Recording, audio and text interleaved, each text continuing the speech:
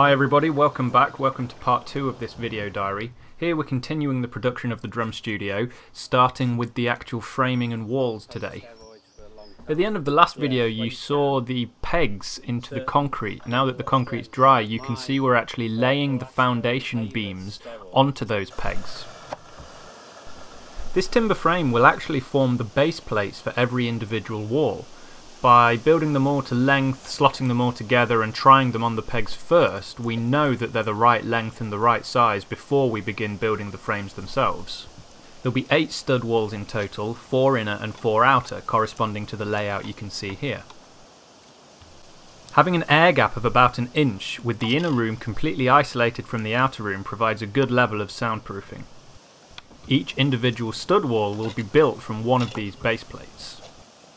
It's worth noting that before we did any of this, it had all been carefully designed in AutoCAD with the location of each peg, the location of each upright, the lengths and the measurements, so that everything should fit. We didn't want to end up with any upright studs landing on any of the vertical pegs, so it was all carefully measured and planned out beforehand.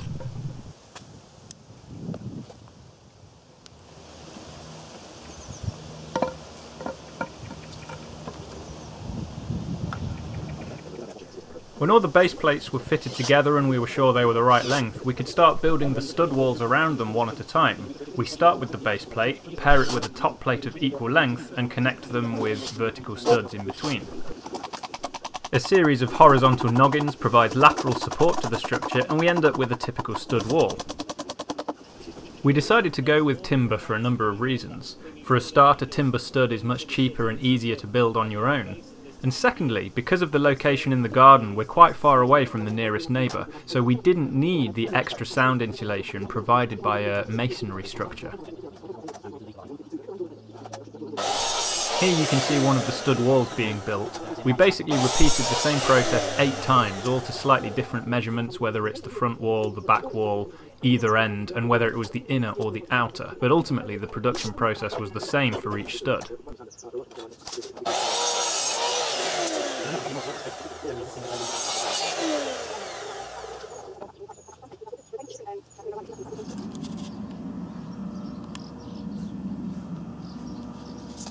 In theory, a well-built double stud structure with an air gap, good isolation, good insulation can provide an STC rating of around 60 or even a bit more.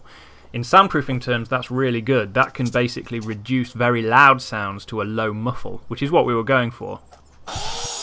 Obviously with a door, with windows, with ventilation you lose some of that, so in realistic terms we're aiming for somewhere between 55 and 60 for the finished product. We're essentially building a 2-leaf structure. This means we'll have the outer stud with an outer layer of boarding, insulation, an air gap, the inner stud and then the inner layer of drywall. There will be no drywall and no layer on the inside either side of the air gap. This is to do with how sound insulation works and the sound waves getting trapped in the air gap. I'll go into this in more detail once the walls are up and we're looking at the finished wall construction.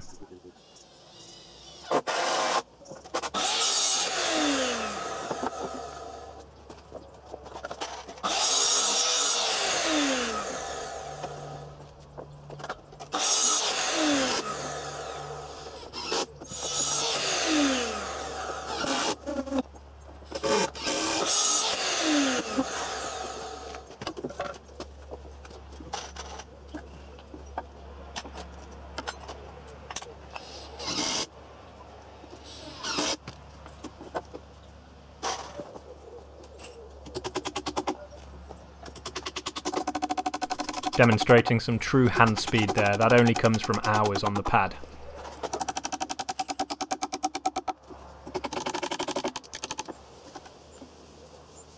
Now we're ready to actually start putting up the walls. We started with the outer stud. The black layer you can see painted on the concrete is a waterproof sealant, on top of which we're sticking another waterproof membrane. This is just extra damp proofing.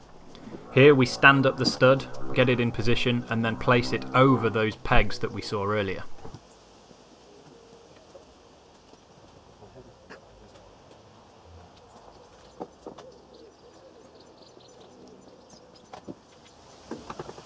With the stud wall in place, we go along the base plate, bolting it to the pegs. As you can see here, the base plate is a different colour because it's been painted with a waterproof sealant.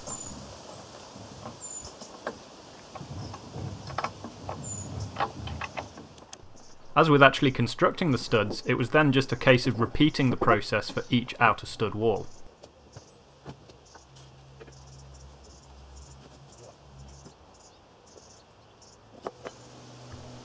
Here you can see the finished outer studs in place.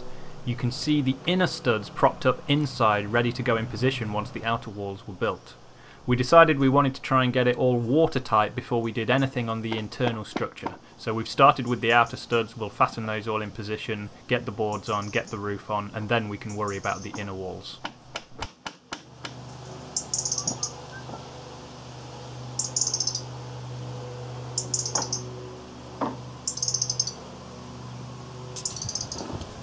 On top of every outer stud, a second top plate is fastened.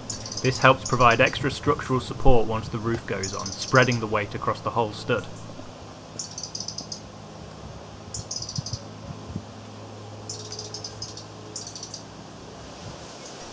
For the outer boarding, we opted with standard OSB board.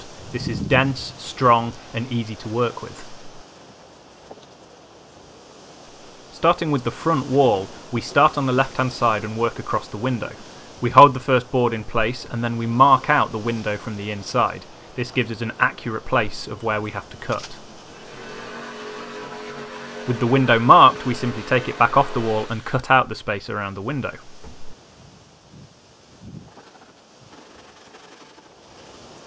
If all goes to plan, when we put the board back on, it'll fit neatly like a jigsaw around the window.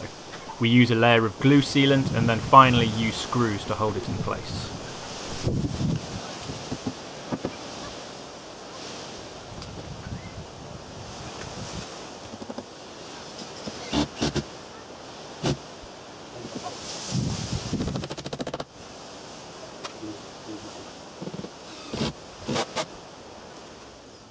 By planning it beforehand, we knew that the widths of the OSB boarding would line up evenly with the vertical studs. That means we were never left with odd little cut-offs or a board not having a vertical stud to line up with.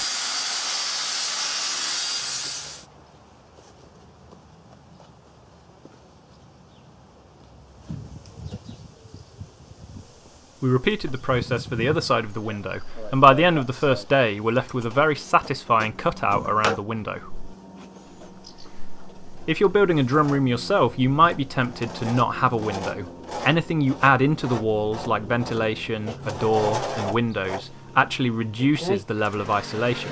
But considering this is my main place of work where I'll be teaching, practicing, playing and recording, not having a window would just make it feel like too much of a prison cell. Ultimately, we decided it was a worthwhile trade, sacrificing a little bit of sound isolation for having natural light.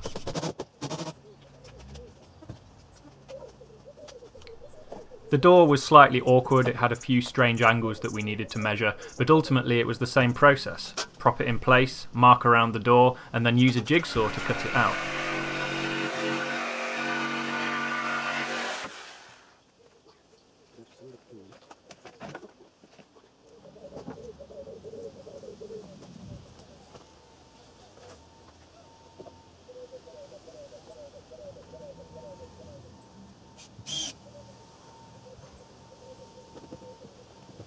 Finally, with all the boards in place, we're nearly there. We add a sticky layer of waterproof sheeting all the way around, and that's it for the outer boarding. When the roof's finished, we can finalise the walls, but for now, we'll leave it there. On the next episode, we'll look at finishing the outer walls, putting on the roof, and getting it watertight. See you then.